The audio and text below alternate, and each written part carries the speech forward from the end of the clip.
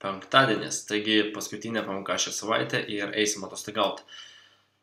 Na, o šiandien aš dar sukursiu vieną programėlę. Prie toje programėlėje mes padarėme ciklą for ir mes leidome įvesti mūsų kažkiam vartotojui 5 kažkokius skaičius ir parodėme jų bendrą sumą, ne? Šiandien norėčiau padaryti biškį šustresnę pamokėlę. Tai reiškia, mes ir išmokyti ciklą while padaryti taip, kad jis niekad nesustotų. Jis suktųsi, kol mes liepsim jam sustoti. Ir visą tai padarysim įvesdami kažkokią informaciją į mūsų klaviatūrą. Taigi, šiandien sukursime programėlę, kuri vadinsis apskaičiuokime amžiaus vidurkį. Tai reiškia, mūsų programėlė apskaičiuos mūsų asmenų suvestų asmenų amžių ir išves vidurkį. Na, žodžiu, einam prie reikalą ir pamatysime.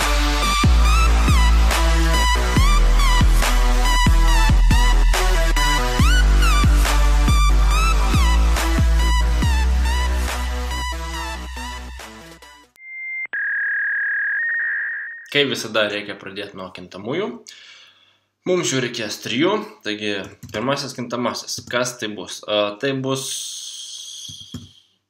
amžius, sakykime, nes mes šnekėsime apie amžių, mes jį vedinėsim ir jį kažkur naudosim. Toliau mums reikės bendrą amžius, tai yra visų žmonių suvestų amžių, sudėtį, kitaip sakant. Taigi mūsų amžius, visų amžius, tai sakykime, amžius visų, tebūnė taip ir būna. Tai bus bendras amžius visų žmonių, kuriuos mes suvesime. Na ir trečias kintamasis, tai bus, jis apskaičiuos, kiek būtent asmenų mes suvedėm. Tai yra,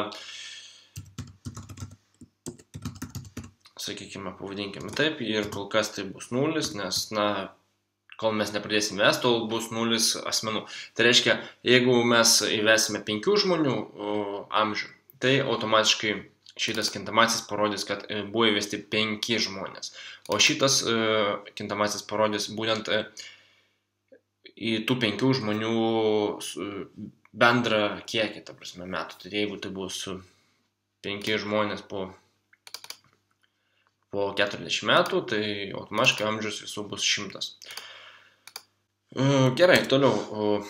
Ką dabar mums reikia pasirašyti? Prieš while ciklą dar reikėtų vieną dalyką pasidaryti, tai būtų cout'as, kuris mums paaiškintų, ką mums reikia daryti šitoj programoje. Taigi, visa tai turėtų atrodyti taip.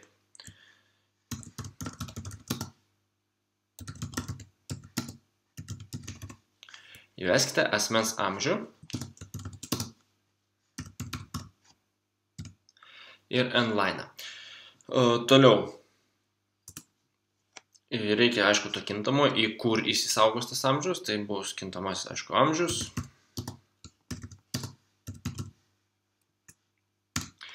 Ir dabar mes paleidę programėlę realiai pamatytumėm. Įveskite asmens amžių, mes įvesim 21, 12, sakykime, bet niekas nevyks, nes programėlė dar tik pradėjo gamintis. Na ir dabar mums jau reikia while ciklo. While cikliuko. Ir visa tai atrodys štai taip.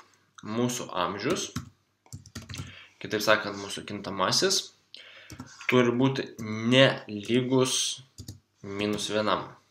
Dabar paklausyt, kas čia per velnias. Būtent šitas reikalas, nelygų -1, yra galimybė mums patiems sustabdyti mūsų while ciklą. Be šito reikalo mūsų while ciklas eis ir eis ir eis ir eis ratu. Gerai, kas rašosi toliau? Reikia, kad pradėtų skaičiuoti mūsų amžių visų. Tai būtent amžius visų bus lygus amžius visų plus amžius. Tai reiškia, kiekvieną kartą įvedus mūsų amžių, vis naujas mes amžių, jis bus pripliusuojamas prie jau esamų amžius visų, ar ne? Toliau. Mums reikia, kad skaičiuotų kelis asmenys mes suvedame. tam reikia kintamojo šito kintamojo, amžius asmenų. Ir tiesiog ++. Tai reiškia, kad visų mūsų amžiaus, mūsų asmenys tai bus 0, kai startuos programą, tai reiškia, nebus nei vienas įvestas.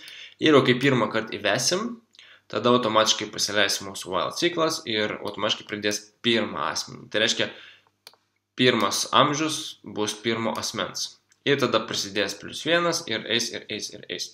Tolyn. Šitą, man atrodo, jau pasakiau pridoj pamokoje. Gerai, toliau. Na, mes žinome, ką padaryti iš pradžių. Dabar reikia rašyti, ką daryti toliau, nes while cikle siauto šito nėra. Čia bus tik tais pradžia, kai pasileis programa. Taigi mums reikia to paties čia.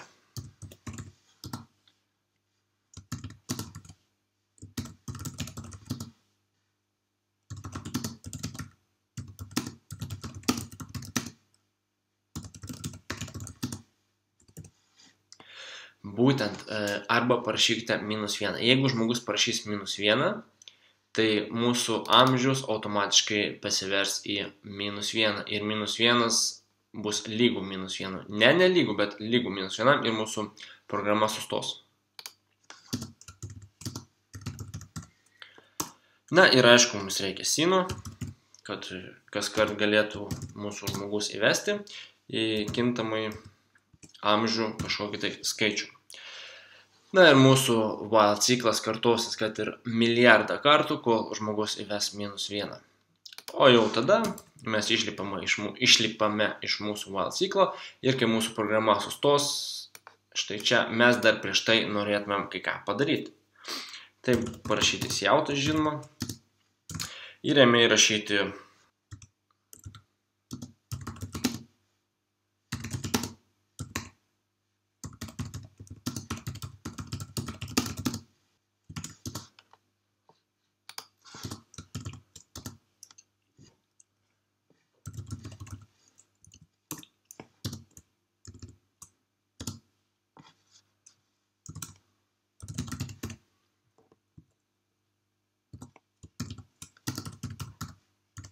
ką aš dabar padariau. Tiesiog parašiau siautą ir iš viso buvo surinkta informacija, o informacija iš šitas kintamasis, o šitas kintamasis, kaip žinoma, skaičiuoja, kiek asmenų buvo įvesta. Ir parašytas, sakykime, 3 asmenys, tai turėtų rodyti, iš viso buvo surinkta informacija iš 3 asmenų. Na ir reikia dar vieno siauto, nes aš minėjau pačioje pradžioje, kad visų asmenų skaičius bus sudėtas ir man reikės gauti jo vidurkį. Taigi, dabar pamatysite tai, ko dar nesate matę. Ir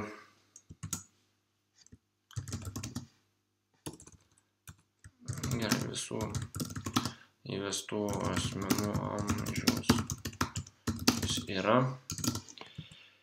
Ir dabar darysime taip. Žinote, kaip apskaičiuoti vidurkį? Tai reiškia, mūsų visų įvestų žmonių amžių suma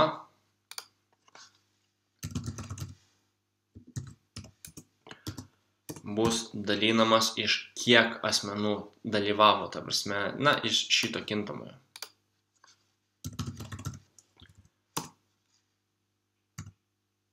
Štaip. Na, galime line, aišku, dar pasirašyti.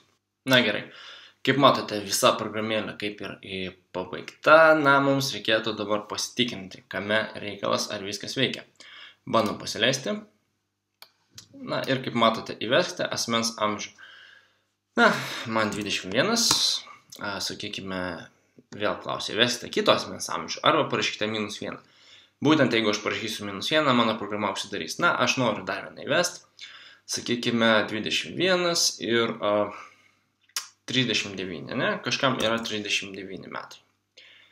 Spaudžiu Enter. Na ir aš noriu pažiūrėti mano ir kažkieno, na, mano amžiaus šiandien nėra, iš tikrųjų. Sakykime, brolio ir sesers amžiaus vidurkį. Ir mes gauname vidurkį labai didelį. Reiškia, aš padariau kažkur klaidą. Aha, taip. Klaida. Viskas aišku. amžius visų, taigi aš net nenurodžiau, kad tai yra 0, nes, mes kol neturime nieko vedę, visų amžius turi būti 0. Suprantat? Vienintelį šitą kintamąjį mes naudosim sinę, tai reiškia, jam nieko negalim nusistatyti. O čia mes turime būtinai nusistatyti, nes nei vieno iš jų nenaudosime mūsų sinę. Na gerai, pabandom dar kartą. Na, sakykime, įvesiu savo amžių dabar, 29. Na ir kažkam iš mano pažįstamų, sakykime, yra 21 metas, ar ne? Bendra suma turėtų būti 50. Na, aš parašysiu -1, kad pasibaigtų mūsų programa. Ir galiausiai mes matome, iš viso buvo surinkta informacija iš 2 asmenų. Visų įvestų asmenų amžiaus vidurkis yra 25. Na taip, 50 dalinta iš 2, tai yra 25, natūralu. Ir ką aš noriu dar parodyti, kad tiesiog pasileidus mūsų amžiaus kalkuliatorių, sakykime 12, 34, kažkam 70 galbūt, kažkas gal netgi 99 sulaukia, o gal kažkas tik tais 1 metuko, o gal kažkas 30, labai gražus skaičius, tarp kitko už metų man tiek bus. Na ir, sakykime, kažkas 55, kažkas 12 metų, kažkas 6 metai. Kaip matote, mūsų while eina ir eina ir eina ir eina, kol aš parašau -1 ir noriu pažiūrėti šitų visų žmonių, koks bendras vidurkis. Aš įvedžiu 9 asmenys, kaip matot, ir bendras vidurkis mūsų metų yra 35. Taigi, jeigu, sakykime, mokykloje jūsų paprašys, sukurkite programą, kuri apskaičiuos bendrą vidurkį visų šios klasės mokinių, bendrą metų vidurkį. Ir jūs galėsit greit iššokti į eligijus.lt, įsijungti šitą 20 pamokėlę ir padaryti, ir jūs gausit 10. Taigi, nėra už ką ir susitiksim kitą savaitę. PS. Aš nepaaiškinau, kaip viskas vyksta. Aš taip įsijaučiau, kad viskas pavyko. Gerai. Esmė dabar taip, mes turim kintamai amžius, ar ne? Mūsų paprašys programėlė įvesti kažkokį skaičių. Būtent, ką mes įvesim į amžių, automatiškai programa tikrins, ar tas skaičius yra nelygus -1. Jeigu lygus, automatiškai viskas baigėsi. Jeigu tai yra bet kas išskyrus -1, tas bet kas prisidės prie amžius visų. Tai reiškia, būtent dėsis prie šito 0 ir automatiškai užsiskaičiuos kaip pirmas asmuo ir čia pasikeis į vienetą. Na ir toliau vėl prašys įvesti sekančio arba -1, parašykite tapsne sekančio asmens amžių arba -1 ir vėl į tą patį kintamai. Šitas kintamasis pasikeis, sakykime, buvo 12 ir įvesim 30, tai jis taps 30. Automatiškai vėl mūsų kintamasis žiūrės 30 nelygų 1 ir toliau vėl mūsų 30 prisidės prie to, ką mes jau buvome įvedę.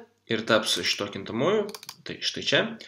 Ir automatiškai vėlgi prie mūsų amžiaus asmenų prisidės vienetas, tai reiškia, tai bus antras asmuo. Ir tai kartosis, kol mūsų kintamasis bus lygus -1. Ir jeigu tai bus lygus, reiškia, programa sustos ir darys viską, kas bus už while ciklo. Už while ciklą mes turime mūsų atsakymus, kitaip sakant, tai šitą eilutę arba šitas kintamasis parodys, kiek asmenų dalyvavo apklausoje, sakykime, o čia parodys vidurkį. Tai yra mūsų bendrą visų asmenų metų skaičių. Tiesiog padalinsime iš asmenų, kiek dalyvavo apklausoje ir mes gausime būtent bendrą vidurkį. Taigi, o dabar tikrai palieku jūs ramybėje. Jeigu jūs nesupratot, pasižiūrėkite dar kartą, bet manau, čia nieko sunkaus nėra ir dabar tikrai susitiksim tik tais pirmadienį. Visą.